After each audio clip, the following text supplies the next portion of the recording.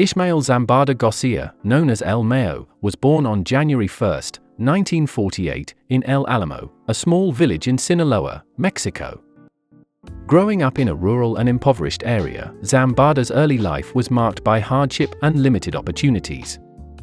His family, like many others in the region, was engaged in subsistence farming.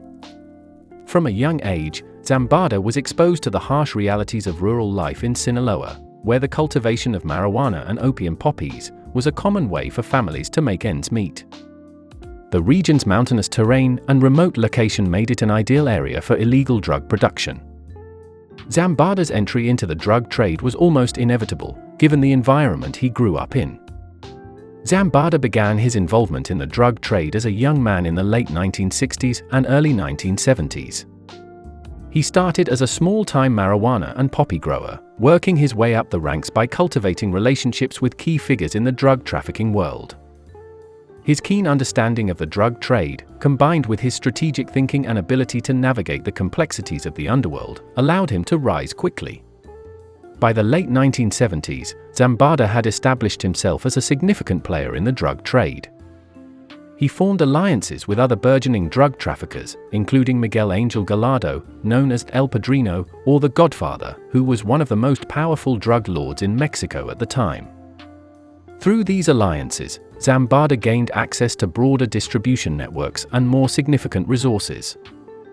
In the 1980s, Zambada's influence continued to grow as he became one of the key figures in the Guadalajara Cartel, which was founded by Félix Gallardo. The cartel controlled much of the drug trafficking from Mexico into the United States, capitalizing on the growing demand for cocaine. Zambada's role involved coordinating the production, transportation, and distribution of narcotics, as well as managing the cartel's finances. After the arrest of Félix Gallardo in 1989, the Guadalajara Cartel splintered into several factions, leading to the formation of the Sinaloa Cartel, among others. Zambada co-founded the Sinaloa Cartel along with Joaquín El Chapo Guzmán and Héctor Luis Salazar. The Sinaloa Cartel quickly rose to prominence, becoming one of the most powerful and feared drug trafficking organizations in the world.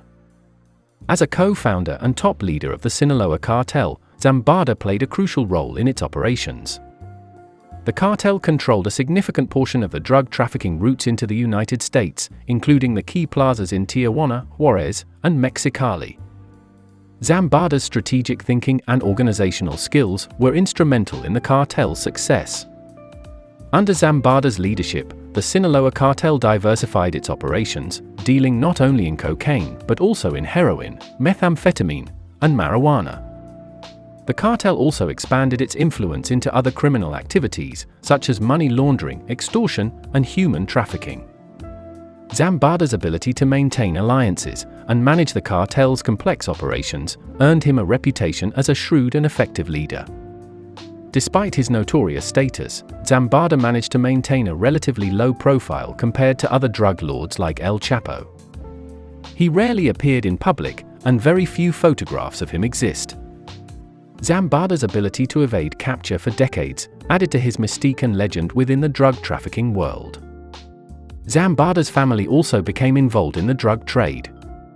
His sons, known as Los Maitos, followed in their father's footsteps, taking on significant roles within the Sinaloa Cartel.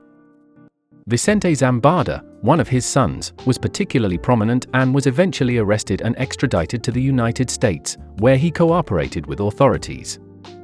The Mexican and U.S. authorities have been relentlessly pursuing Zambada for decades.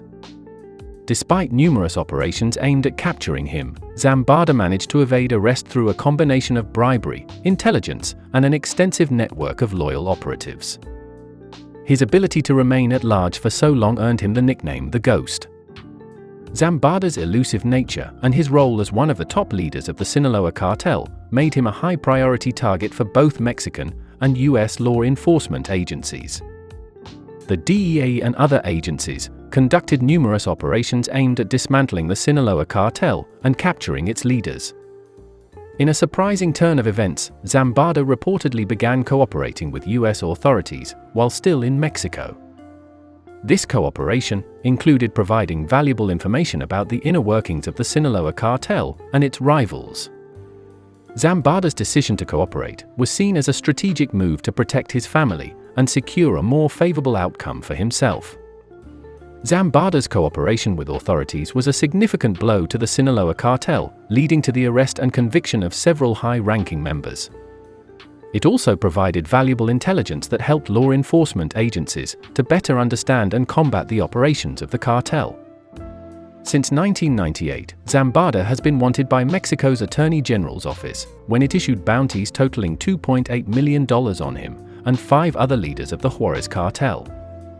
In 2006, the administration of President Felipe Calderón launched an offensive against Mexico's drug trafficking networks. The Tijuana Cartel, the largest and most sophisticated of the Mexican cartels at the time, received the brunt of the blows.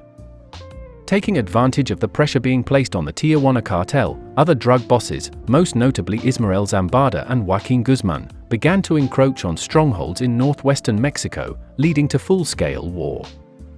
Zambada's organization, the Sinaloa Cartel, receives multi-ton quantities of cocaine, mostly by sea from Colombian sources.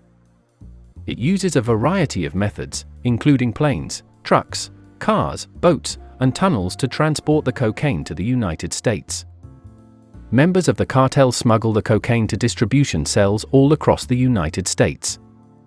Zambada has been operating primarily in the states of Sinaloa and Durango, with influence along a large portion of Mexico's Pacific coast, as well as in Cancun. In 2007, Zambada was featured on America's Most Wanted, and the FBI has been offering up to $5 million for information leading to his capture. In 2011, it was thought Zambada may have had plastic surgery and disguised himself to move throughout Mexico. Zambada headed the Sinaloa Cartel in partnership with Joaquín El Chapo Guzmán until 2016, when El Chapo was captured. Since 2016, Zambada is thought to have assumed full command of the Sinaloa Cartel and to be Mexico's most enduring and powerful drug lord. In 2019, his son, Vicente Zambada, testified against Joaquín Guzmán Loera and recounted the shipment of tons of drugs by his father, and that his father's bribery budget was often as much as $1 million per month, with bribes going to many high-level Mexican public officials.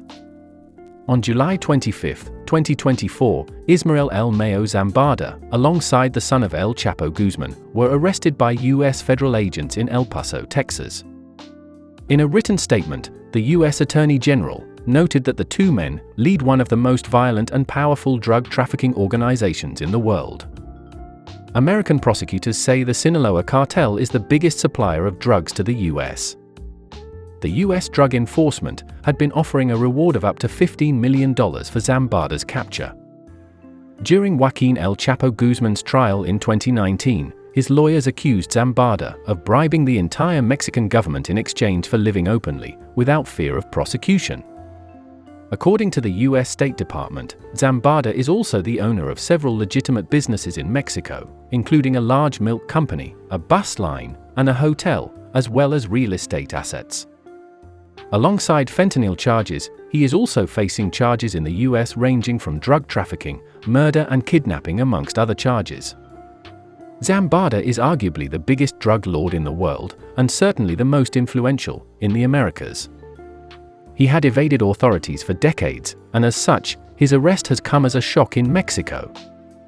Details of the arrests of the two men remain unclear, but it appears they flew into the United States. He co-founded the Sinaloa Cartel in the wake of the collapse of the Guadalajara Cartel at the end of the 1980s. Many considered that while El Chapo was the public face of the organization, and the most notorious of the two men, it was in fact El Mayo who was the organization's real leader. Not only ruthless, he was also innovative, creating and maintaining some of the earliest links with Colombian cartels to flood the U.S. with cocaine and heroin.